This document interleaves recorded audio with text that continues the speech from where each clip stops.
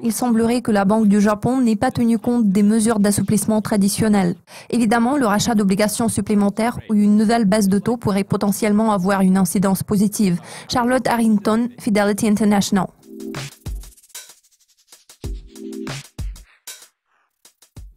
La Réserve fédérale a décidé de laisser inchanger son taux directeur. Quel est le raisonnement derrière cette décision? Quand la Fed passera-t-elle à l'action, à votre avis? Il était généralement prévu que la Fed resterait en mode d'attente au cours de cette réunion. Les décideurs politiques ont beaucoup parlé de la faiblesse de l'économie mondiale, en particulier du côté des marchés émergents. Ils ont également fait le point sur les risques pesant sur leur cible d'inflation.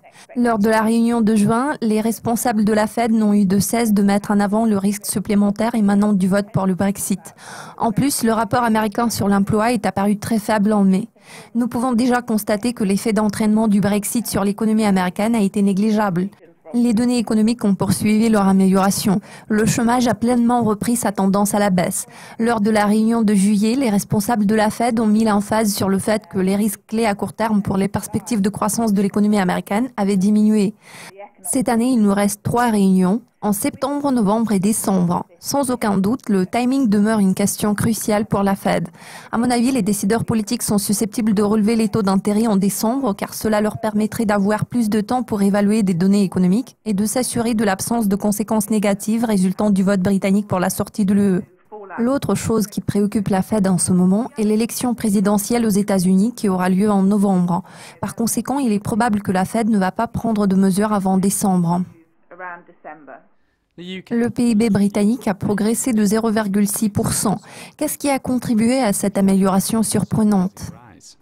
Il est à noter que les données relatives à la performance du secteur de la fabrication sont apparues généralement positives au cours du trimestre précédent. Pourtant, ces données n'englobent pas la période du référendum britannique. Je pense que dans de telles circonstances, il serait raisonnable d'accorder plus d'importance aux indicateurs prospectifs tels que la confiance des entreprises, la confiance des consommateurs et les données concernant la performance du secteur du logement, qui sont généralement représentatives des perspectives en matière de la croissance du PIB britannique. Dans le contexte actuel, les risques baissiers subsistent.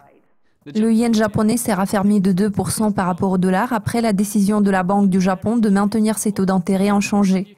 Comment pouvez-vous expliquer cette décision? Comme vous le savez, la Banque du Japon a ramené ses taux d'intérêt en territoire négatif plus tôt dans l'année. Cette mesure a abouti à des conséquences vraiment inattendues.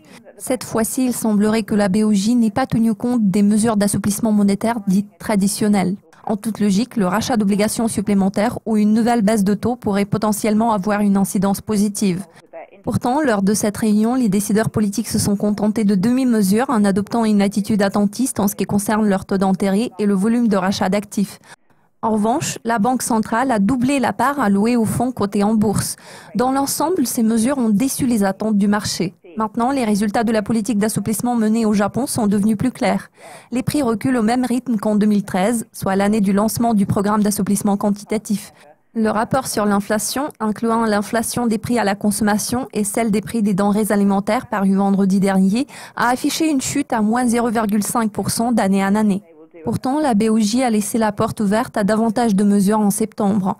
Les analystes estiment qu'il reste de l'espoir. La Banque centrale pourrait prendre des mesures non conventionnelles et faire un pas nécessaire vers une politique budgétaire plus coordonnée.